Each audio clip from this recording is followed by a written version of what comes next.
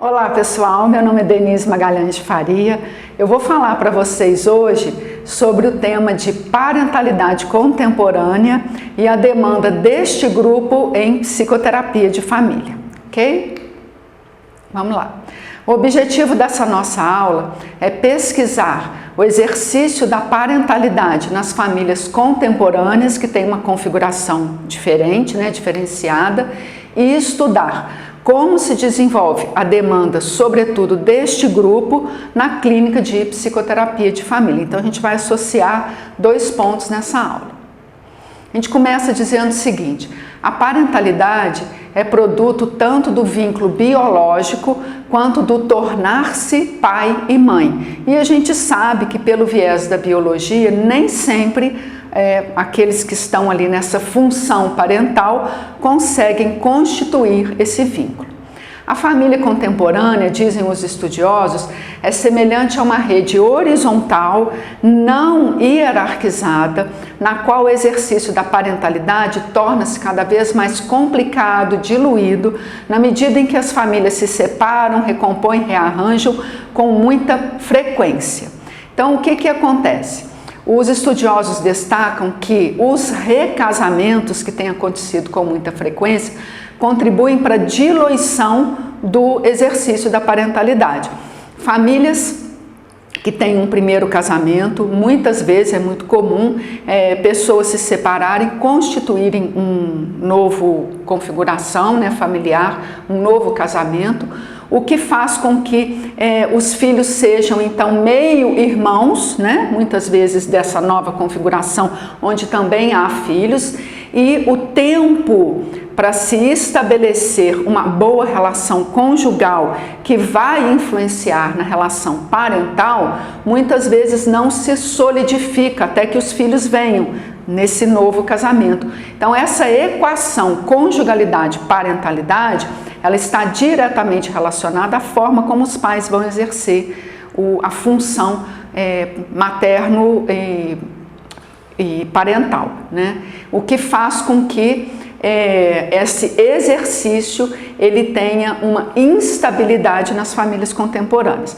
A gente vai ver nesse estudo alguns casos clínicos mostrando como que as famílias dentro desse arranjo apresentam uma queixa relacionada aí ao exercício parental pouco estável, pouco satisfatório, e essa queixa também está relacionada, embora os pais não vejam num primeiro momento, a relação conjugal também pouco estabelecida, tá bom?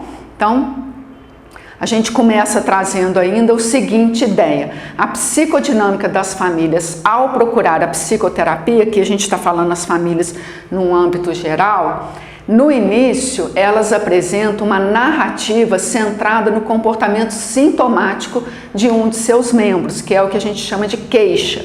Então, quando a família chega na psicoterapia, ela vai apresentar uma queixa. O que é a queixa? Somente, vou falar daqui a pouquinho, com a continuidade da avaliação do funcionamento intersubjetivo familiar, o psicoterapeuta vai identificar que essa queixa que a família apresenta, ela é apenas uma ponta do iceberg, Uma ponta da complexidade emocional que está relacionada aos vínculos que a família tem entre si. Então a gente coloca um destaque aqui para funcionamento intersubjetivo familiar. A gente vai parear essa frase com a seguinte palavra: demanda. Então a gente vai começar agora a fazer uma diferença entre queixa, que é a primeira externalização da família, com demanda, tá? O que é queixa? Queixa é o motivo manifesto, corresponde à motivação familiar consciente. Frequentemente está relacionada ao sintoma aparente no grupamento familiar. O que é sintoma? São variados. A criança que não fazia xixi na cama voltou a fazer, o filho que está usando droga, o marido que começou a beber álcool, Então, assim, tem vários sintomas que vão aparecer num grupamento familiar que leva a família à psicoterapia. Isso é a queixa, tá? queixa, então, é o assunto primeiramente mencionado no discurso familiar. É aquele no qual a família se apoia, tá? E, embora seja sofrido, é muito pouco ansiogênico. Mas como assim pouco ansiogênico? A gente vai ver agora na definição de demanda. O quanto que a queixa, que é o sintoma, é onde pipoca o aparecimento do sofrimento familiar, ele é aquilo que a família vê, se apega e chega na psicoterapia para poder, então, apresentar o problema. O problema, então, para a família é a queixa, tá? É pouco ansiogênico frente a quê? Frente ao conteúdo da demanda, que é o que a gente vai ver agora. O que é demanda? Como eu destaquei, é o complexo vital que origina o sofrimento intersubjetivo familiar. Quando a gente fala sofrimento intersubjetivo, porque o conteúdo da demanda, ele alcança, não só alcança, mas ele está inscrito no comportamento de todos os membros da família. E todos os membros da família contribuem para a manutenção da queixa, embora a família não saiba disso. Tá? Então, demanda é o complexo, eu chamo de complexo vital, tá? Porque ele é pulsante, que origina esse sofrimento do grupo familiar. Frequentemente, a demanda, ela é um conteúdo latente. Num primeiro momento, a família não sabe da demanda. Por isso que a gente está estudando, isso aqui é um conteúdo teórico, né? A família chega apresentando somente a queixa. Então, eu destaco aí complexo vital que origina o sofrimento intersubjetivo. Esse sofrimento engloba todo o movimento familiar, como desde as fantasias da família aos padrões relacionais. A gente vai ver isso no correr dessa aula toda. A demanda se desenvolve no espaço interpsíquico, é composto por questões veladas, difíceis muitas vezes de serem abordadas em psicoterapia, pois são latentes, são ameaçadoras. É muito mais fácil você ver o problema no outro do que você ver quão você participa daquela problemática. Tá? Então a demanda, ela constitui um conteúdo ainda incompreensível para o grupo familiar. Então, independente da configuração, seja contemporânea ou seja mais tradicional da família, esse contexto ela chega apresentando a queixa, e a demanda é algo que somente com a continuidade do tratamento que o profissional vai identificar. Tá bom? Acabei de falar que eu escrevi aí.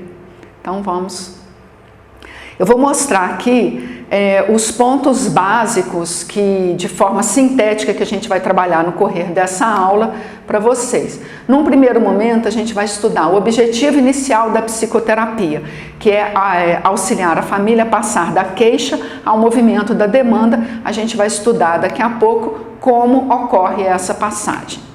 Nós vamos ver também as entrevistas iniciais. Nas entrevistas iniciais, a gente tem os contextos, né? Porque são mais de um. Como reconhecer os motivos latentes do grupo familiar, que eu falei que existe, né? Latente para a própria família. Como direcionar o tratamento frente ao posicionamento familiar, porque as famílias se posicionam frente ao seu sofrimento de forma mais ou menos, digamos, consciente, participativa, cooperativa. Tá? Então a gente precisa identificar o posicionamento da família para saber como tratar também dela. E como construir com a família sua própria implicação na narrativa, que esse que é o objetivo da psicoterapia. Então, a gente vai estudar, além disso, a ambivalência na solução do sintoma, que é quando a família fala: eu quero que resolva o sintoma, mas eu não quero que mexa nas minhas questões pessoais. Portanto, a família tem uma posição, muitas vezes, não é sempre, ambivalente frente à solução do sintoma. A gente vai ver também a fragilidade do grupo familiar e os mecanismos de defesa que ele apresenta, quando aparece a indisposição para a demanda do grupo, quando a terapia funciona para a família como uma ameaça. A gente vai ver quais são os mecanismos de defesa que o grupo familiar apresenta. Ainda nessa aula nós vamos ver a construção conjunta do processo terapêutico que se faz mediante um processo dialético. Então, frente a esses conteúdos que nós vamos ver nessa aula, ainda vamos apresentar 2 casos clínicos e apresentar o conteúdo da comunicação, associando esse conteúdo aos casos clínicos e aos aportes iniciais, ok? Então a gente vai daqui a pouco começar o primeiro conteúdo da aula.